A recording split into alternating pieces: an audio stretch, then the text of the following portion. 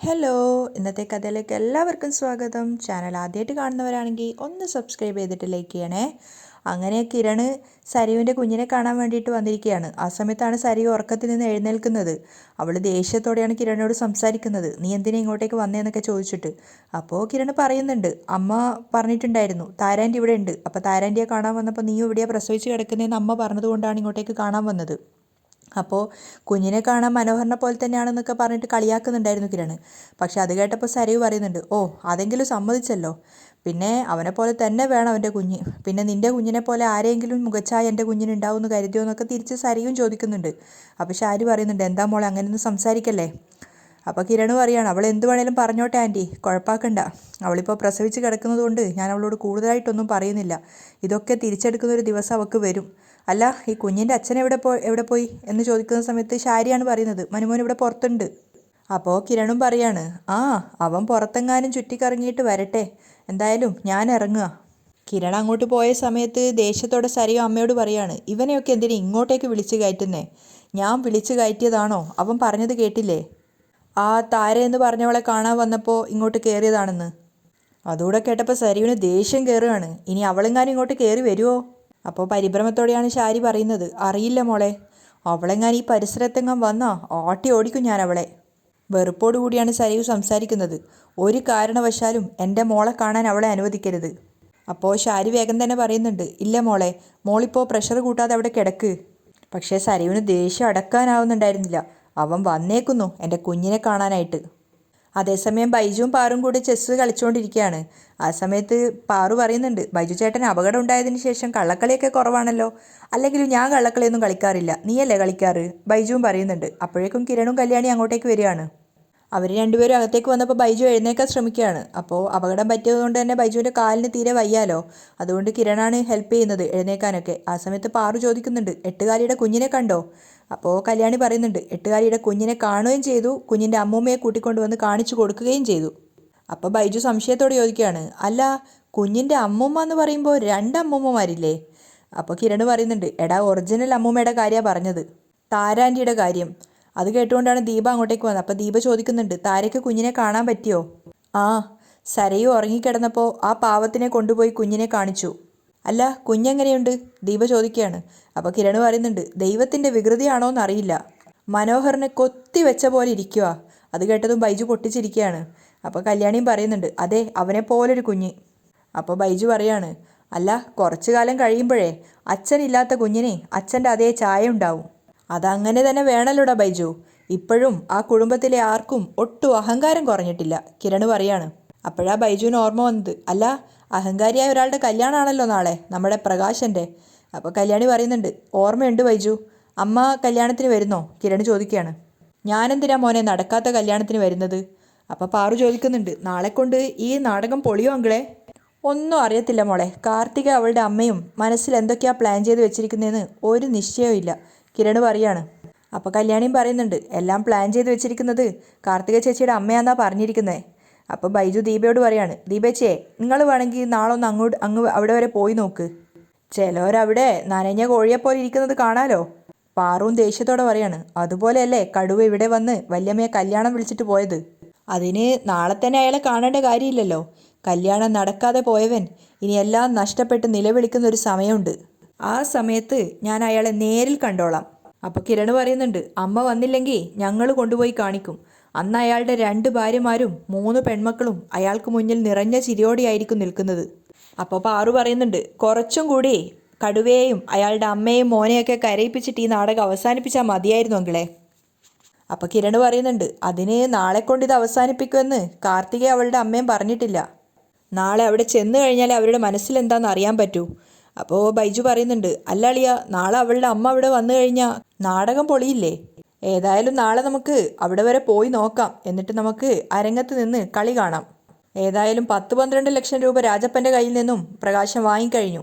നേരത്തെ അയാൾ വാങ്ങിയ കട ഇവളാ വീട്ടിയത്, ഇനി അയാളുടെ കട ആര് വീട്ടുമെന്ന് നമുക്ക് കാണാം. അതും പറഞ്ഞ് കിരൺ അവിടുന്ന് പോവാണ്.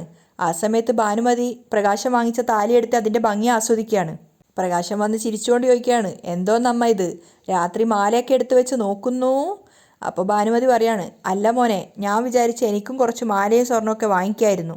മരുമകൾ വരുമ്പോൾ എനിക്കും കുറച്ച് ആഢ്യത്തൊക്കെ തോന്നണ്ടേ? പിന്നെ അത് വേണ്ടേ? അല്ലേ അമ്മേ? അമ്മ ആരാ? LK കൺസ്ട്രക്ഷൻ്റെ MDയുടെ അച്ഛൻ്റെ അമ്മ, അതായത് പ്രൗഢിയുള്ള പ്രകാശൻ്റെ അമ്മ. അല്ല പ്രകാശ്, അതിൻ്റെ കളറൊക്കെ ഒന്ന് പോയി. നാളെ ആ ബ്യൂട്ടി പാർലറിൽ പോയി ഒന്ന് കളറൊക്കെ വെപ്പിച്ചാലോ എന്ന് വിചാരിക്കുക ഞാൻ. അതൊക്കെ പറഞ്ഞുകൊണ്ടിരിക്കുമ്പോഴാണ് കാർത്തിക അങ്ങോട്ടേക്ക് വരുന്നത്. അപ്പോൾ കാർത്തികയോടും കൂടി പ്രകാശൻ ആ കാര്യം പറയുകയാണ്. അപ്പോൾ കാർത്തിക പറയുന്നുണ്ട്, അതിൻ്റെ ആവശ്യമൊന്നുമില്ല, നാളെ അമ്മൂമ്മയെ ഒരുക്കാൻ വേണ്ടിയിട്ട് ബ്യൂട്ടീഷ്യൻ ഇങ്ങോട്ടേക്ക് വരും. അപ്പോൾ പ്രകാശൻ പറയുന്നുണ്ട്, എന്നെ രാജപണ്ണനും ബാലണ്ണനൊക്കെ കൂടെ ഒരുക്കാമെന്ന് പറഞ്ഞു. അപ്പോൾ കാർത്തിക പറയാണ്, അമ്മ ആദ്യമായിട്ട് അച്ഛനെ കാണുന്നത്, ആ സമയത്ത് ഫോട്ടോയിൽ കാണുന്നതിനേക്കാളും ഗാംഭീര്യം കണ്ടോട്ടെ. അപ്പോൾ ഭാനുമതിയും പറയുന്നുണ്ട്, അല്ലെങ്കിൽ ഇവനെ നേരിട്ട് കാണാൻ കുറച്ചധികം ഗാംഭീര്യമുണ്ട്. അപ്പോൾ കാർത്തിക പറയുന്നുണ്ട്, ഞാൻ നേരെ എയർപോർട്ടിലേക്കാണ് പോകുന്നത്, രാത്രി 9 മണിയുടെ ഫ്ലൈറ്റിൽ അമ്മ വരുന്നുണ്ട്. ആ സമയത്ത് പ്രകാശം വീണ്ടും ചോദിക്കുകയാണ്, അല്ല മോളെ എങ്കിൽ ഞാനും വരാൻ കൂടെ. അപ്പോൾ കാർത്തിക പറയാണ്, അത് വേണ്ട, ഇന്ന് അച്ഛന് പാർട്ടിയൊക്കെ ഉള്ള ദിവസമല്ലേ, അതുകൊണ്ട് അച്ഛനൊക്കെ എൻജോയ് ചെയ്യ്. ഞാൻ നേരെ അമ്മയും കൂട്ടിയിട്ട് ഹോട്ടലിലേക്കാണ് പോകുന്നത്. നാളെ രാവിലെ അമ്മയുടെ ബ്യൂട്ടീഷ്യൻ ഞാനാ. അമ്മയെ ഒരുക്കിക്കൊണ്ട് രജിസ്റ്റർ ഓഫീസിൽ ഞാൻ എത്തിക്കോളാം. അല്ല മോളപ്പം ഇന്ന് ഇങ്ങോട്ടേക്ക് വരില്ലേ? കല്യാണമായപ്പോൾ ഞാൻ പെണ്ണ് വീട്ടുകാരല്ലേ, അതുകൊണ്ട് ഞാൻ നാളെ അമ്മയ്ക്കൊപ്പേ വരുന്നുള്ളൂ. അപ്പോൾ ഭാനുമതി അത് ശരിവെക്കുന്നുണ്ട്. അപ്പോൾ പ്രകാശം പറയുന്നുണ്ട്, എന്തായാലും 3 സ്റ്റാർ ഹോട്ടലാണല്ലോ നമ്മൾ ഫുഡൊക്കെ അറേഞ്ച് ചെയ്തിരിക്കുന്നത്, ബഫേ ആണ്, പിന്നെ പാട്ടും ഗാനമേളയൊക്കെ ഉണ്ട്, എല്ലാവർക്കും പാട്ടൊക്കെ കേട്ടുകൊണ്ട് ഭക്ഷണം കഴിക്കാം. അതൊക്കെ അച്ഛന് വിട്ടു തന്നിരിക്കുക. കല്യാണം കഴിഞ്ഞ 2-3 ദിവസത്തിനുള്ളിൽ അച്ഛനെയും കൂട്ടി ഞാൻ ചെന്നൈയിലേക്ക് പോകും. അവിടെ ഒരു 5 സ്റ്റാർ ഹോട്ടലിലാണ് റിസപ്ഷൻ അറേഞ്ച് ചെയ്തിരിക്കുന്നത്. അപ്പോൾ ഭാനുമതി ചോദിക്കുന്നുണ്ട്, അപ്പോൾ ഞങ്ങളാരും വരണ്ടേ? പിന്നെ മുത്തശ്ശിയും വിക്രവും ഒക്കെ വരണമല്ലോ. അല്ല അവിടുന്ന് അമേരിക്കയിലോ മറ്റോ പോകുന്നുണ്ടോ മോളെ? അപ്പോൾ പ്രകാശം പറയാണ്, അമ്മ അവിടെ ഇപ്പോൾ ഇലക്ഷനൊക്കെ കഴിഞ്ഞല്ലേ ഉള്ളൂ, അപ്പോൾ ആദ്യം ചെന്നൈക്കും പിന്നെ അവിടുന്ന് അമേരിക്കയിലേക്കൊക്കെ ആയിരിക്കും അല്ലേ മോളെ പോവുക. അപ്പോൾ കാർത്തിക പറയുന്നുണ്ട്, എല്ലായിടത്തും പോവാം, ആദ്യം ഞാൻ പോയി ഒന്ന് കല്യാണ പെണ്ണിനെ കൂട്ടിക്കൊണ്ട് വരട്ടെ. അപ്പോൾ പ്രകാശം പറയുന്നുണ്ട്, മോളെ മുറിയിലെത്തുമ്പോൾ ഒന്ന് വിളിക്കണേ, അമ്മയോടൊന്ന് വിളിക്കാൻ പറയണേ. ഓ അതൊക്കെ ഞാൻ വിളിപ്പിച്ചോളാം, കാർത്തിക പറയാണ്. അപ്പോൾ പ്രകാശം പറയുന്നുണ്ട്, ഇന്നെങ്കിലും വീഡിയോ കോളിൽ വരാൻ പറ്റിയാൽ കൊള്ളായിരുന്നു അല്ല അമ്മേ. അപ്പോൾ കാർത്തിക പറയുന്നുണ്ട്, നാളെ കല്യാണമല്ലേ, നാളെ കാണാലോ, പിന്നെന്തിനാ തിരക്ക്? ഓ ഇവൻ അവളെ കാണാനുള്ള ആക്രാന്തം കൊണ്ടാ. എന്തോന്നമ്മേ, അങ്ങനെയൊന്നുമല്ല, എങ്കിലും ഭാര്യയാവാൻ പോകുന്ന ആളെ നേരത്തെ ഒന്ന് കണ്ടിരിക്കണം എന്നാണല്ലോ ഒരു പ്രമാണം, അതുകൊണ്ട് പറഞ്ഞു എന്നേ ഉള്ളൂ. അപ്പോൾ ഭാനുമതി മകനോട് പറയുന്നുണ്ട്, നിനക്ക് പെണ്ണിനെ കാണാൻ തിരക്കുള്ളത് കൊണ്ടാണ് മോള് വേഗം തന്നെ കല്യാണം വെച്ചത്, ഇനിയിപ്പോൾ മണവാളം മണവാട്ടിയെ നാളെ രജിസ്റ്റർ ഓഫീസിൽ വെച്ച് കണ്ടാൽ മതി. അപ്പോൾ പിന്നെ ഞാൻ പോയിട്ട് വരാം മുത്തശ്ശി എന്ന് പറഞ്ഞിട്ട് കാർത്തിക അവിടുന്ന് പോവാണ്. കാർത്തിക അവിടുന്ന് പോയതിന് ശേഷം ഭാനുമതി പറയുന്നുണ്ട്, എടാ വിമാനത്തിലാണ് വരുന്നതെന്നൊക്കെയാണ് പറയുന്നത്, അതിനെന്താ അമ്മേ, 1-2 ജെറ്റൊക്കെ സ്വന്തമായിട്ട് വാങ്ങിക്കാൻ കഴിവുള്ള ആൾക്കാരാ. അപ്പോൾ നമ്മൾ വിമാനത്തിൽ പോകേണ്ടതൊക്കെ ആലോചിച്ച് എനിക്ക് പേടിയാവുന്നുണ്ടെന്നൊക്കെ അവർ പറയുകയാണ്. അപ്പോൾ പ്രകാശം പറയുന്നുണ്ട്, അമ്മേ അതൊന്നും പേടിക്കാനില്ല, നമ്മൾ കാറിലും ജീപ്പിലൊക്കെ പോകുന്നതിനേക്കാട്ടിലും സേഫ്റ്റിയാണ്, ആകെ ഇങ്ങനെ പറന്ന് നടക്കുന്ന ഒരു സുഖമായിരിക്കും എന്നൊക്കെ പറഞ്ഞ് അയാൾ അമ്മയെ ആശ്വസിപ്പിക്കുകയാണ്. എന്തായാലും മരിക്കുമ്പോൾ ആകാശത്തിൽ വെച്ചാൽ മരിക്കുന്നതെന്ന് പറഞ്ഞ ഒരു അഭിമാനമല്ലേ എന്നൊക്കെ ഭാനുമതിയും പറയുന്നുണ്ട്. കാർത്തിക നേരെ പോയത് അമ്മയുടെ അടുത്തേക്കാണ്. അവൾ പ്രകാശിൻ്റെ അടുത്ത് പറഞ്ഞ കാര്യങ്ങളൊക്കെ അമ്മയോട് പറയാണ്, അമ്മയെ കൂട്ടാൻ വേണ്ടി എയർപോർട്ടിലേക്കെന്ന് പറഞ്ഞാൽ ഞാൻ വന്നിരിക്കുന്നത്, ഇനി നാളെ കല്യാണത്തിൻ്റെ പോയാൽ മതി. അപ്പോൾ അമ്മ ചോദിക്കുന്നുണ്ട്, എന്നെയും കൂട്ടിക്കൊണ്ട് ചെല്ലാൻ പറഞ്ഞില്ലേ? അതൊക്കെ പിന്നെ പറയാതിരിക്കുമോ? പിന്നെ ഇന്ന് അയാൾക്ക് പണം കൊടുത്തത് ഒരു രാജപ്പൻ എന്ന് പറഞ്ഞ ആളാണ്, അയാളും ബാലണ്ണൻ എന്ന് പറഞ്ഞൊരു കൂട്ടുകാരനുമായിട്ട് ഇന്നൊരു കമ്പനിയൊക്കെ കൂടാൻ ചാൻസ് ഉണ്ട്. അപ്പോൾ പ്രതികാരത്തോടു കൂടി ലക്ഷ്മി പറയുന്നുണ്ട്, അണയാൻ പോകുന്ന ദീപത്തിൻ്റെ ആളിക്കത്തലല്ലേ, അയാളങ്ങനെ അണയാനുള്ള സമയമൊന്നും ആയിട്ടില്ലമ്മേ, ഏതാണ്ട് ആയിക്കൊണ്ടിരിക്കുക. അല്ല അതൊക്കെ ഇരിക്കട്ടെ, നാളെ എന്താ അമ്മയുടെ പ്ലാൻ? കാർത്തിക ചോദിക്കുന്നുണ്ട്. അതൊക്കെ നാളെ അറിഞ്ഞാൽ പോരെ, രജിസ്റ്റർ ഓഫീസിൽ അമ്മയെ അവരെല്ലാം നാളെ കാത്തിരിക്കട്ടെ, അവർ കൊതി തീരെ കാത്തിരിക്കട്ടെ, അപ്പോഴേക്കും നമുക്കവിടെ എത്താം. എന്നിട്ട് കാർത്തിക ചോദിക്കുകയാണ്, മോളൊന്ന് ചുമ്മാതിരിക്കും മോളെ, എത്ര ദിവസമായി മോള് രാത്രി എന്നോടൊപ്പം ഒന്ന് ചിലവഴിച്ചിട്ട്, ഇന്ന് രാത്രി നമുക്ക് 2 പേർക്കും കെട്ടിപ്പിടിച്ച് സുഖമായിട്ട് ഉറങ്ങാം, എന്നിട്ട് നാളെ രാവിലെ പുറപ്പെടാം. കുറച്ച് സമയം നമ്മളൊരു പ്രഭാതം നടത്തുണ്ടല്ലോ, ആ സമയത്ത് എന്ത് ചെയ്യണമെന്നൊക്കെ ഉള്ളത് ഞാൻ പറഞ്ഞു തരാം. അപ്പോൾ കാർത്തിക ചോദിക്കുന്നുണ്ട്, അപ്പോൾ പ്രകാശൻ്റെ 15 പവൻ്റെ മാല വെറുതെ ആയല്ലേ? അതിന് അവൻ കുറച്ചല്ലേ മുടക്കിയുള്ളൂ, ബാക്കി ദീപേൻ്റെ താലിമാലയും മോള് കൊടുത്ത മാലയും കൂട്ടിയല്ലേ അവൻ വാങ്ങിയത്. അപ്പോൾ കാർത്തിക പറയുന്നുണ്ട്, അതുകൊണ്ടൊന്നും ഒരു പ്രയോജനവും ഇല്ലമ്മേ, അതൊക്കെ രാജപ്പൻ്റെ കയ്യിൽ നിന്നും വാങ്ങിയ കടം വീട്ടാനേ തികയൂ.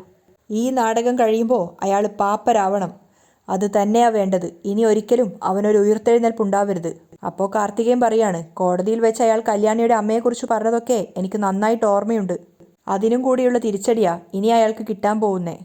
എല്ലാം കഴിഞ്ഞ് പാപ്പരായി അയാൾ അമ്മയുടെ മുന്നിലേക്ക് വരുമ്പോൾ കല്യാണിയുടെ അമ്മയും വേണം, നിങ്ങൾ 2 പേരും കൂടി അയാളുടെ 2 കവിളത്തും അടിക്കണം. ആ സമയത്ത് നിന്ന് കൊള്ളാനല്ലാതെ ഒരക്ഷരം മിണ്ടാൻ അയാൾക്ക് പറ്റരുത്. കല്യാണി ലക്ഷ്മിയുടെ വീട്ടിൽ നടത്തിയ ഇൻറ്റീരിയർ വർക്കിൻ്റെ ഡിസൈൻസൊക്കെ നോക്കുകയാണ്. അവൾ നല്ല സാറ്റിസ്ഫൈഡ് ആയിരുന്നു. അപ്പോഴാണ് കിരണും അങ്ങോട്ടേക്ക് വന്നത്. കിരണിനെ കാണുന്ന സമയത്ത് അവൾ ലാപ്ടോപ്പ് അവന് നേരെ കാണിച്ചുകൊണ്ട് പറയുകയാണ്, ലക്ഷ്മി അമ്മയുടെ വീടിൻ്റെ ഇൻറ്റീരിയർ വർക്കൊക്കെ ഏകദേശം പൂർത്തിയായിട്ടുണ്ട്, നോക്ക് എന്ന് പറഞ്ഞ് കാണിച്ചു കൊടുക്കുകയാണ്. അപ്പോൾ കിരണും അങ്ങോട്ടേക്ക് നോക്കിക്കൊണ്ടിരിക്കുകയാണ്. ആ സമയത്താണ് ദീപ രണ്ടുപേർക്കുള്ള ചായയുമായിട്ട് അങ്ങോട്ടേക്ക് വന്നത്. അപ്പോഴാണ് ദീപയുടെ ഫോണിലേക്ക് പ്രകാശിൻ്റെ കോൾ വരുന്നത്. എന്തിനായിരിക്കും ഈ സമയത്ത് ഇയാൾ വിളിക്കുന്നതെന്നൊക്കെ പറഞ്ഞപ്പോൾ കല്യാണി പറയുന്നുണ്ട്, അമ്മ സ്പീക്കറിലിട്. ഹലോ, ഞാൻ തന്നെയാടി പ്രകാശൻ. നാളെയാണ് എൻ്റെ കല്യാണം, അറിയാലോ അല്ലേ? എന്ത് തിരക്കുണ്ടെങ്കിലും നീ കല്യാണത്തിന് വരണം. അപ്പോൾ നിനക്ക് മനസ്സിലാവും പെണ്ണുങ്ങളെ എങ്ങനെയാണ് കല്യാണം കഴിച്ച് വിടേണ്ടതെന്ന്. അപ്പോൾ ദീപ പറയുന്നുണ്ട്, ആയിക്കോട്ടെ, എന്തായാലും നിങ്ങളുടെ സ്വഭാവം പഴയ സ്വഭാവം തന്നെയാണല്ലോ, അപ്പം നമുക്ക് കണ്ടറിയാം ദാമ്പത്യ ജീവിതം എങ്ങനെ പോകുമെന്ന്. അപ്പോൾ പ്രകാശം പറയുന്നുണ്ട്, കാണാനൊന്നുമില്ലടി, അന്തസ്സായിട്ട് ഞാൻ ജീവിക്കുന്നത് നിനക്ക് കാണേണ്ടി വരും. ആദ്യം ജീവിച്ച് കാണിക്ക്, എന്നിട്ട് ഓരോന്ന് പറഞ്ഞാൽ മതി. പറയാനൊന്നുമില്ലടി, ഇപ്പം തന്നെ നീ കാണുന്നില്ലേ, LK കൺസ്ട്രക്ഷൻസ് നിൻ്റെ മോളുടെയും മരുമോൻ്റെയും കമ്പനിയുടെ മുകളിലാ. നീ മനസ്സിൽ ഓർത്ത് വെച്ചോടി, നിൻ്റെയൊക്കെ ആ കമ്പനി ഉണ്ടല്ലോ, അത് ഞാൻ പൂട്ടിക്കും. നിൻ്റെ മരുമോൻ്റെ അച്ഛൻ്റെ സ്വത്തില്ലേ, അതിനേക്കാളും സ്വത്തുള്ള ഒരാളെയാണ് ഞാൻ കല്യാണം കഴിക്കാൻ പോകുന്നത്, ഐശ്വര്യമുള്ള മഹാലക്ഷ്മിയെ. അതൊക്കെ കേട്ട് ദീപക്ക് ചിരി വരുന്നുണ്ടായിരുന്നു. അപ്പോൾ പ്രകാശം പറയാണ്, ഇത്രയും കാലം നീയുമൊത്തുള്ള ജീവിതം അനുഭവിക്കുകയായിരുന്നു, ഇനി അതിൽ നിന്നൊക്കെ എനിക്കുള്ള മുക്തിയാടി മഹാലക്ഷ്മി. ഇനി അഥവാ രജിസ്റ്റർ ഓഫീസിൽ വരാൻ പറ്റിയില്ലേ, തൊട്ടടുത്തുള്ള 3 സ്റ്റാർ ഹോട്ടലിലെങ്കിലും വരണം. ഒരുപാട് ഭക്ഷണങ്ങൾ അറേഞ്ച് ചെയ്തിട്ടുണ്ട്, അതൊക്കെ ഞണ്ണിയിട്ട് പോവാം. അപ്പോൾ ദീപ പരിഹസിക്കുന്നുണ്ട്, അയ്യോ ഞാനിവിടെ പട്ടിണി കിടക്കുക, അതുകൊണ്ട് ഒരു നേരത്തെ ഭക്ഷണം കിട്ടുമെങ്കിൽ ഞാൻ ഉറപ്പായും വന്നിരിക്കും. കളിയാക്കലടി, നിൻ്റെ കളിയാക്കലൊക്കെ എനിക്ക് മനസ്സിലാവുന്നുണ്ട്. കല്യാണം രജിസ്റ്റർ ഓഫീസിൽ വെച്ച് ലളിതമായിട്ടാണെങ്കിലും ഫുഡും മറ്റു കാര്യങ്ങളൊക്കെ 3 സ്റ്റാർ ഹോട്ടലിൽ വെച്ചാ ആഡംബരമായിട്ട്. അതൊന്ന് പറഞ്ഞെന്നേ ഉള്ളൂ. പിന്നെ നിനക്ക് കേൾക്കാൻ കൊതിയുള്ള ഒരു വാർത്ത കൂടി ഞാൻ പറഞ്ഞു തരാം. മണിയറ ഒരുക്കുന്നത് ആരാണെന്നറിയാമോ? സ്വന്തം അമ്മയ്ക്ക് പിണ്ടം വെച്ച നിൻ്റെ പൊന്നുമോൻ വിക്രമാദിത്യൻ. അതും പറഞ്ഞ് പ്രകാശം പൊട്ടിച്ചിരിക്കുമ്പോൾ ദീപക്ക് മറുപടി ഉണ്ടായിരുന്നില്ല. ഇനി അവൻ്റെ കല്യാണവും ഉടനെ നടക്കും. നല്ല പണക്കാരി പെണ്ണിനെ, ഐശ്വര്യമുള്ള പെണ്ണിനെ ഞാൻ കൊണ്ടുവരും. ആ കല്യാണത്തിനും നീ വരണം, ഞാൻ ക്ഷണിക്കും കേട്ടോ. ദീപയെ ഒരുപാട് പരിഹസിച്ചിട്ട് പ്രകാശം ഫോൺ കട്ട് ചെയ്യാണ്. ആ സമയത്ത് കിരൺ വന്നിട്ട് പറയാണ്, നാളെ ജീവിതത്തിൽ എന്ത് നടക്കുന്നു പോലും അറിയാതെ അഹങ്കാരം തലക്ക് പിടിച്ച ഒരുത്തൻ്റെ വാക്കുകളാണ് നമ്മളിപ്പോൾ കേട്ടത്. കല്യാണിയും പറയാണ്, നാളെ സദ്യ കഴിക്കാൻ പോവണ്ടേ അമ്മേ? നിങ്ങൾ പോകുന്നുണ്ടല്ലോ, കഴിച്ചിട്ടിങ്ങ് പോര്. ദീപ പറയാണ്, 10-12 ലക്ഷം രൂപയാ അയാൾ ആ രാജപ്പൻ്റെ കയ്യിൽ നിന്നും പലിശയ്ക്ക് വാങ്ങിച്ചിരിക്കുന്നത്. അപ്പോൾ കിരൺ പറയുന്നുണ്ട്, സത്യം പറഞ്ഞ കാർത്തികയും അവളുടെ അമ്മയും എനിക്ക് തൊഴാൻ തോന്നുക. സോണിയുടെ വീട്ടിൽ നിന്നും നിങ്ങൾ ഇറങ്ങിയപ്പോൾ നടു റോഡിൽ വെച്ചാ പ്രകാശനും വിക്രവും അമ്മയെ തള്ളിക്കളഞ്ഞത്. എന്നിട്ടും കാദംബരി ചേച്ചിക്ക് വിശേഷം ഉണ്ടെന്ന് അറിഞ്ഞപ്പോൾ പലഹാരങ്ങളുമായിട്ട് അമ്മ അങ്ങോട്ടേക്ക് പോയതാ. അന്നും അമ്മയെ ആട്ടി ഇറക്കുകയായിരുന്നു. എന്നിട്ടും കാർത്തികയുടെയും അവളുടെ അമ്മയുടെയും പ്രതികാര ബുദ്ധിയൊന്നും അമ്മ പ്രകാശനോടും വിക്രത്തിനോടൊന്നും കാണിച്ചില്ല. സത്യത്തിൽ കാർത്തികയെക്കാളും അവളുടെ അമ്മയെക്കാളും പ്രകാശനെയും അയാളുടെ അമ്മയെയും വെറുക്കേണ്ടത് അമ്മയായിരുന്നില്ലേ? വേറൊന്നും കൊണ്ടല്ല അമ്മേ, കാർത്തികയെ വന്ന് ഓടയിൽ എറിഞ്ഞതിന് ശേഷം പ്രകാശനും അയാളുടെ അമ്മയും ആ നാട്ടിൽ നിന്ന് ഇങ്ങോട്ടേക്ക് പോന്നതാ. അതിനുശേഷം അവരാരും അയാളെയും അയാളുടെ അമ്മയെയും കണ്ടിട്ടില്ല. എന്നാൽ അമ്മയുടെ കഥ അങ്ങനെയല്ലല്ലോ. ഇവളെ പ്രസവിച്ച ശേഷം എന്തൊക്കെ കാര്യങ്ങൾക്ക് അമ്മ അനുഭവിക്കേണ്ടി വന്നു, ഏതെല്ലാം രീതിയിൽ അമ്മയെയും മോളെയും അയാൾ ദ്രോഹിച്ചതാ. അതുകൊണ്ടാണ് ഞാൻ പറഞ്ഞത്, പ്രതികാര ബുദ്ധി അവരെക്കാൾ തോന്നേണ്ടത് അമ്മയ്ക്കാണെന്ന്. അപ്പോൾ കല്യാണി പറയുന്നുണ്ട്, ഞാനും എൻ്റെ അമ്മയും ഒക്കെ താഴാവുന്നിടത്തോളം താഴുമായിരുന്നു കിരണേട്ട. എന്തെങ്കിലും ഒരിക്കൽ അയാൾ അച്ഛനായിട്ട് ഞങ്ങളെ സ്നേഹിക്കുമെന്ന് ഞങ്ങൾ കരുതി. അപ്പോൾ കിരൺ പറയുന്നുണ്ട്, ഇനി അയാൾക്ക് ഒരു മാറ്റവും ഉണ്ടാവാൻ പോകുന്നില്ല. വിക്രത്തിൻ്റെ കാര്യവും അങ്ങനെ തന്നെയാണ്.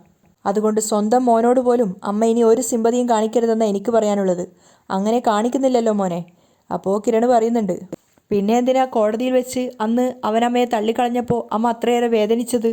സ്വന്തം മോനെന്ന സ്ഥാനം അമ്മ ഇനി അവന് കൊടുക്കേണ്ട. അവന് പകരം അമ്മയ്ക്ക് ഞാനില്ലേ അമ്മേ? പ്രസവിക്കുന്ന മക്കളെ അമ്മമാർക്ക് സ്വന്തം മക്കളായി കാണാവൂ എന്നൊന്നും ഇല്ലല്ലോ. സ്നേഹിക്കുന്ന മക്കളെയാണ് നമ്മൾ നമ്മുടെ സ്വന്തമായിട്ട് കാണേണ്ടത്, നമ്മളെ കരുതുന്നവരെ. അത് കേട്ട് ദീപ സന്തോഷത്തോടെ പറയാണ്, ഇപ്പോഴും അങ്ങനെ തന്നെയാ മോനെ. മോനുള്ളത് കൊണ്ട് അവൻ്റെ നഷ്ടം ഞാനൊരു കാര്യമായിട്ട് പോലും എടുത്തിട്ടില്ല, എടുക്കുകയുമില്ല. എന്നെ സംബന്ധിച്ചിടത്തോളം ഭർത്താവും മോനും അമ്മായി അമ്മയൊക്കെ എന്നോ മരിച്ചു കഴിഞ്ഞു. അമ്മയെ അല്പമെങ്കിലും അനുസരിക്കുന്ന മോനായിരുന്നു അവനെങ്കിൽ അവൻ ഇത്രയും അധപ്പതിക്കില്ലായിരുന്നു. കാദംബരി കുറച്ചൊക്കെ ഞാൻ പറയുന്നത് കേട്ടിട്ടുണ്ടായിരുന്നു, അതുകൊണ്ടാണ് അവൾ അത്രയും മോശമാവാതിരുന്നത്. അയാൾ പറഞ്ഞത് കേട്ടില്ലേ, നാളെ നേരിൽ ചെന്ന് കല്യാണം എങ്ങനെയാണ് നടക്കുന്നതെന്ന് കാണാൻ. അപ്പം കല്യാണി പറയുന്നുണ്ട്, അങ്ങേരിനി പലതും കാണാൻ കിടക്കുന്നതേ ഉള്ളൂ അമ്മേ, ജീവിതം പഠിക്കാൻ കിടക്കുന്നതേ ഉള്ളൂ. ഒരുപാട് അനുഭവങ്ങൾ ഉണ്ടായിട്ടും പുറംതിരിഞ്ഞു നിന്ന ആ മനുഷ്യനാണ് ജീവിതത്തിൽ ഇനി ഏറ്റവും കൂടുതൽ കരയാൻ പോകുന്നത്. അപ്പോൾ കിരൺ പറയാണ്, അങ്ങനെ കരയുന്നതൊക്കെ അയാളുടെ മോനെ ഓർത്തിട്ടായിരിക്കും. എന്തെങ്കിലും ഒരു ദിവസം നിനക്കും അമ്മയ്ക്കൊക്കെ അത് നേരിൽ കാണാം. വഴിയരികിലിരുന്ന് അമ്മയുടെ കയ്യും പിടിച്ച് തെണ്ടിത്തിരിയുന്ന പ്രകാശനെ. ആ കാഴ്ച കാക്കം കൂട്ടാനാ കാർത്തികയും കാർത്തികയുടെ അമ്മ ഇവിടെ എത്തിയത്. കിരൺ പറയാണ്. അവിടെയാണ് ഇന്നത്തെ എപ്പിസോഡ് വൈൻഡപ്പ് ചെയ്യുന്നത്.